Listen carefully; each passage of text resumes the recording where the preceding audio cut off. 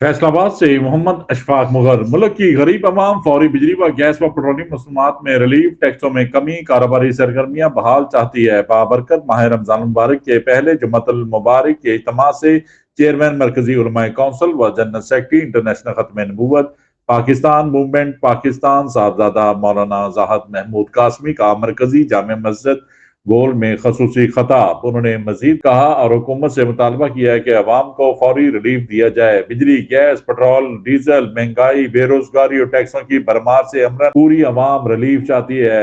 ऐसा लगता है कि IMF से मजीद मुआहदे के बाद मुआशी हालात में बेहतरी कम और बिगाड़ ज्यादा होगा। रमजान मुबारक का आगाज हो चुका है, लेकिन महंगाई का तूफान किसी तौर पर भी थम नहीं रहा। IMF की कड़ी शराइत का बोझ अवामुल नास की कमजोर कंधों पर ना डाला जाए। हुकूमत से पहले ही रमजान में 300 यूनिट मुफ्त बिजली फराहम करने का वादा किया था, फौरी पूरा किया जाए। बसर इक़्तिदार पार्टियों ने कौम से जो वादे किए हैं, इनको पूरा करने का वक्त आ चुका है। रमजान मुबारक में कौम को बिजली व गैस की कीमतों में फौरी कमी और सस्ती जरूरियात की अशिया की फराहमी यकीनी बनाने के लिए ठोस इकदाम किए जाए। IMF को खुश करने की बजाय मखलूक खुदा को राजी किया जाए।